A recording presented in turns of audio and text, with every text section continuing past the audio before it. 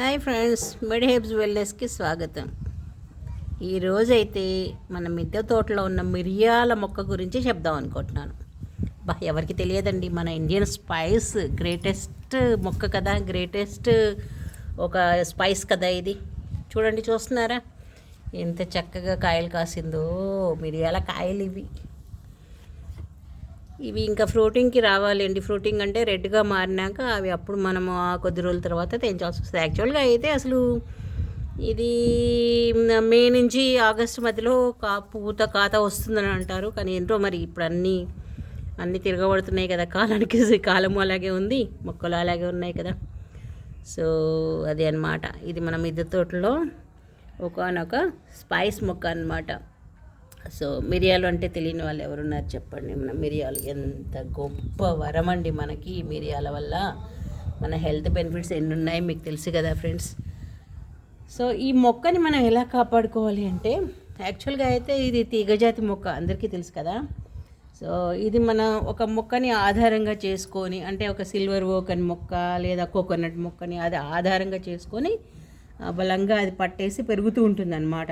ఇది అసలు ఎన్నో సంవత్సరాల వరకు ఇది హ్యాపీగా బ్రతుకుతుంది.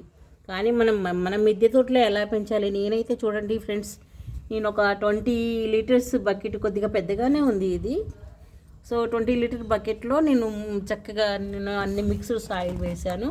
చూస్తున్నారు కదా, సాయిల్ మిక్సింగ్లో నేను ఒకరోజు ఇంకొక రోజు క్లాస్ చెప్తాను నేను.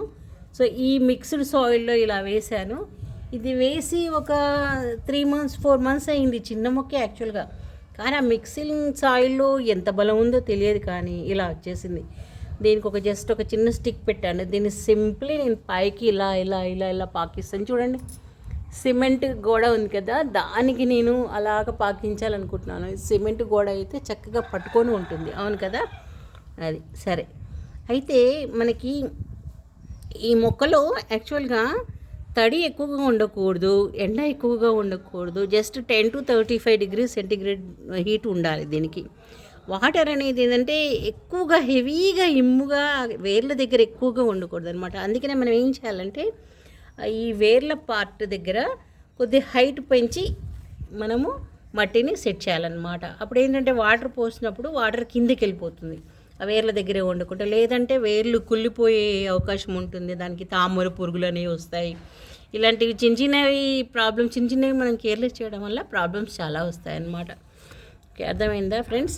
సో దేనిని ఆధారంగా పెంచలేం కాబట్టి సో జాగ్రత్తగా ఒక కొబ్బరి తాడు వేసుకొని గోడకి సిమెంట్ గరుకుగా ఉన్న దానికి పట్టుకునేటట్లుగా పెంచేసుకుంటే బెటరు. దీనికి ఏం లేదు, ఎన్పికే వేస్తూ ఉంటే బెటర్. ఇంకా బోన్ మీల్ అయితే చాలా బెటర్ అండి దీనికి. ఆ బోన్ మీల్ చాలా బలమైంది. తర్వాత ఎన్పికే కూడా రెగ్యులర్గా వాడచ్చు. ఏదైనా పురుగు వచ్చింది, దీనికి ఏదైనా కీటకాలు వస్తున్నాయి అన్నప్పుడు మనం వేప నూనె స్ప్రే చేసుకుంటే ఇంకా మంచిది. ఓకేనా ఫ్రెండ్స్, ఈరోజుకి ఇంతే. మళ్ళీ నెక్స్ట్ వీడియోలో ఇంకా వివరంగా నేను చెప్తాను.